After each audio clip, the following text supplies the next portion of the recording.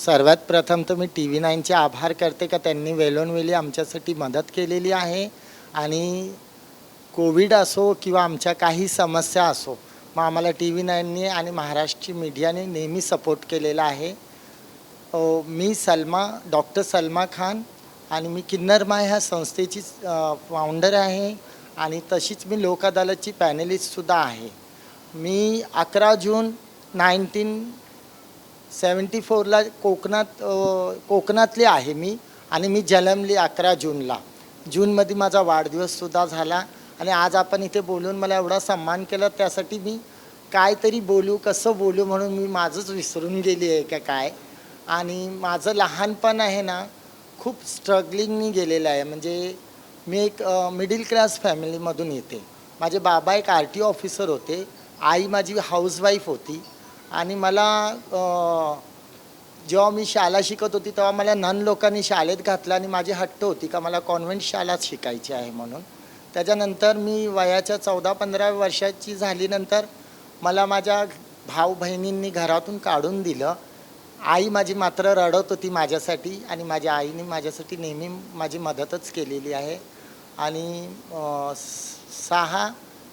6 जानेवारी 2006 रोजी त्या आता नाही आहेत, त्या ऑफ झालेल्या आहेत. 26 जुलैच्या पावसानंतरचा पाऊस त्यांनी बघितला नाही. आणि किन्नरामध्ये मी ज्यावेळेस आली तो प्रवास खूप कठीण होता. 1995मध्ये महाराष्ट्रामध्ये HIV एड्सची अवेअरनेस करण्यासाठी ट्रान्सजेंडर हवे होते. कोणीच ट्रान्सजेंडर पुढे यायला तयार नव्हतं. मग त्यावेळेस मी समोर आली आणि समाजासाठी काहीतरी करण्यासाठी म्हणून मी ग्रॅज्युएशन केलेलं आहे. माझं PhD सुद्धा झालेलं आहे सोशल सेक्टरमध्ये आणि आज मी तुमच्या समोर उभी आहे. मी एक गोल्ड मेडलिस्टसुद्धा आहे. भारताची पहिली गोल्ड मेडलिस्ट ट्रान्सजेंडर आहे. मला शीला दीक्षितनी आणि सोनिया गांधींनी मनमोहन सिंग यांनी ताडकटोरा स्टेडियममध्ये 2006ला गोल्ड मेडल देऊन माझं सोशल वर्कसाठी मला त्यांनी गोल्ड मेडल दिलं होतं का बेस्ट सोशल वर्कर म्हणून.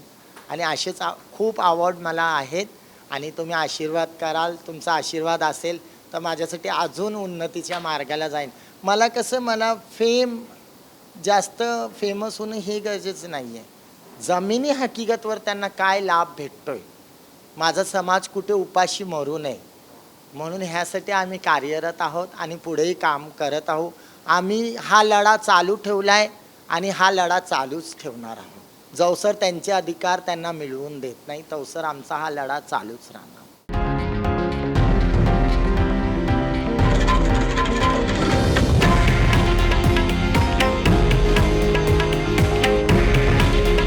हे आहे देशातील नंबर 1 न्यूज नेटवर्क आणि आपण पाहत आहात TV9 मराठी. काळजी तुमची, हित महाराष्ट्राचं.